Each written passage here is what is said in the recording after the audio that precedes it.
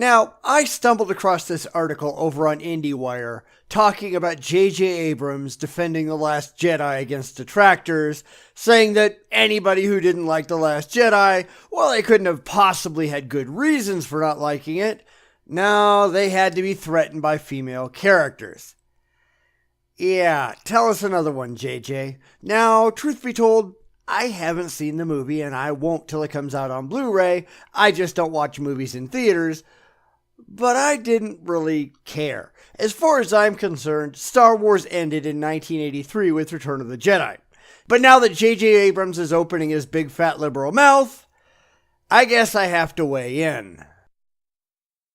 Asked by IndieWire about pushback from Star Wars fans who decried Rian Johnson's film for its focus on more female-centric stories, bolstered by the addition of franchise newbies like Laura Dern and Kelly Marie Tran, Abrams was clear. Their problem isn't Star Wars, their problem is being threatened.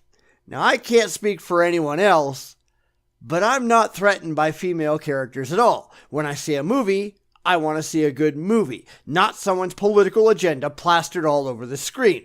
I want the best actors in the best roles with the best story and the best cinematography I can get. I want to be entertained, not lectured to.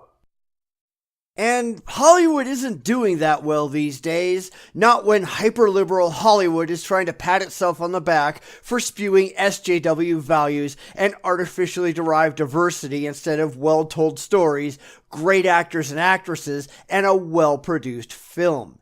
In general, when I sit down to watch a movie, I don't care if the actors are black or white. I don't care if they're male or female. I don't care if they're gay or straight. I care if they're good actors in good roles.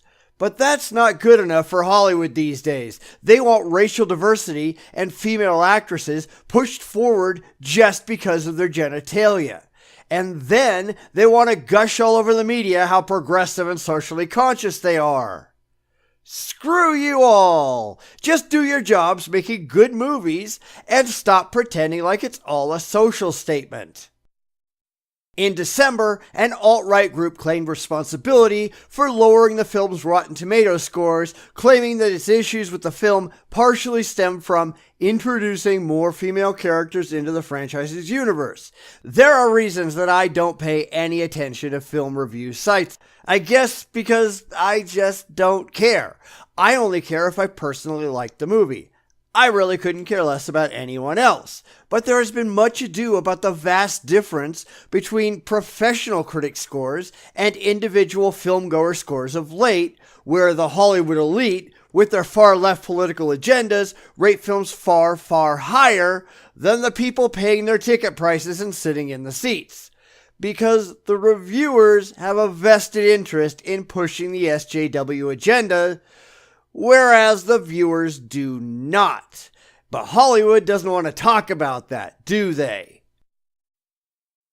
As The Telegraph noted at the time, user reviews included comments like politically correct to the point of boredom, SJW propaganda, and I'm frustrated that feminism and diversity have made their way into this film. This has ruined Star Wars for me as well as my kids. Keep liberalism out of it and stop ruining once good things.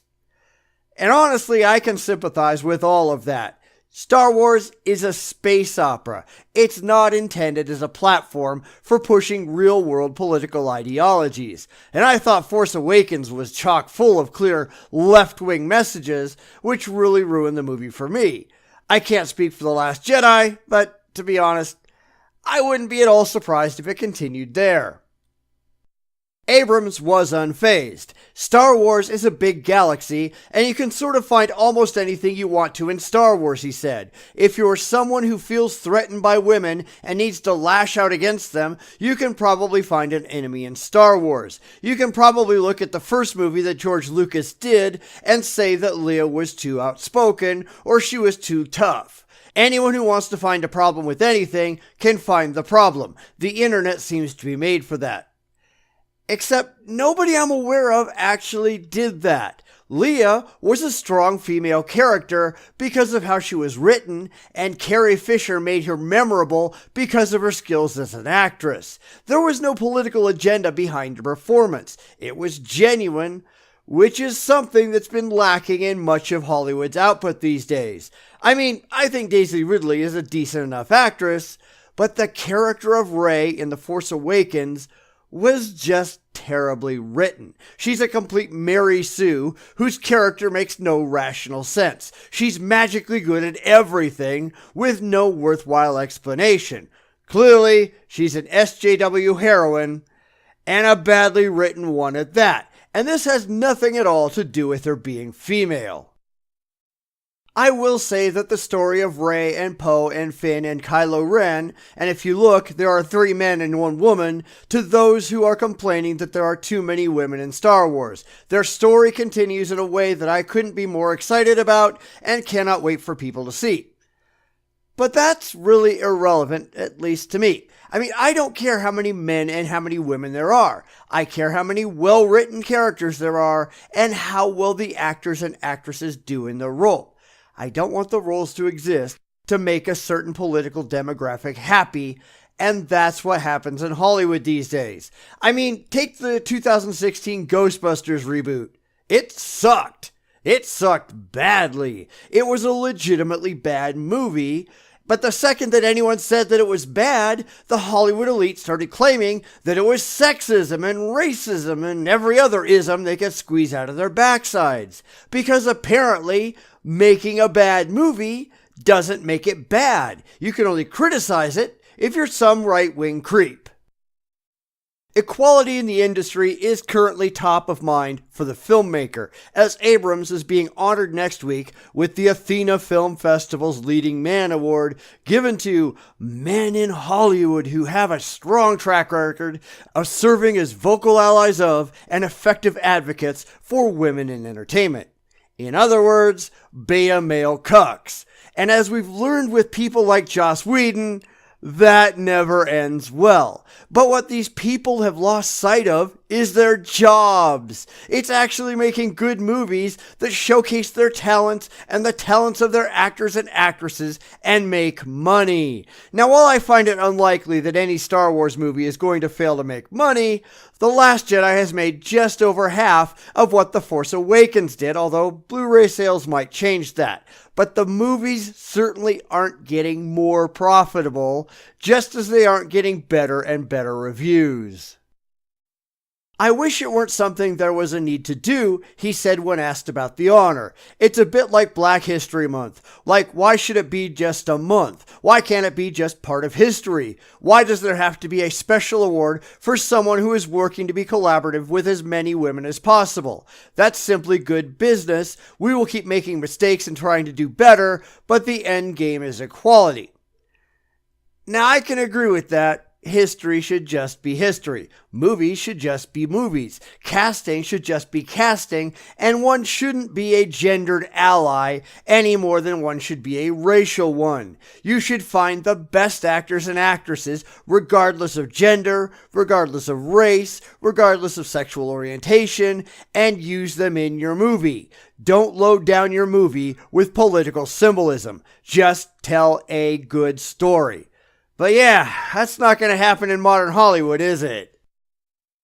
The filmmaker shared that in recent meetings targeted around employing crews and filmmakers for Project, he and McGrath, his wife, have asked their agency CAA for lists of potential collaborators that represent the makeup of the country and that immediately changed the conversation.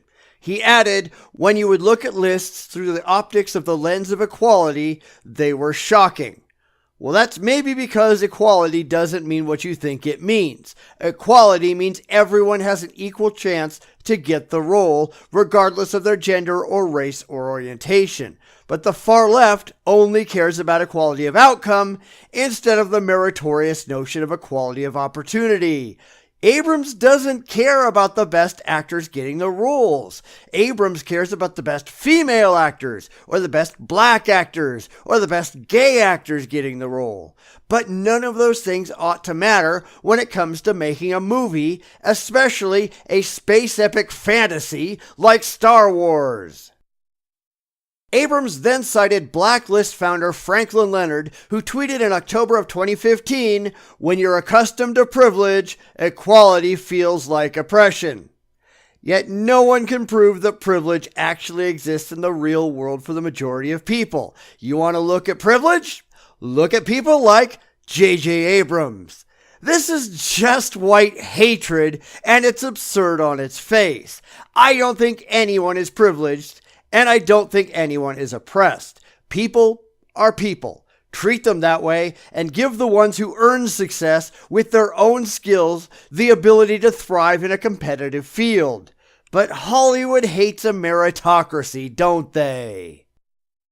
Abrams said the sentiment resonated for him on many levels. We're not asking to take away the male point of view or male artistry or male contribution, he said. We're simply saying what is fair. I can see why people might get freaked out by it, but the people who are getting freaked out are the people who are accustomed to the privilege, and this is not oppression, this is about fairness.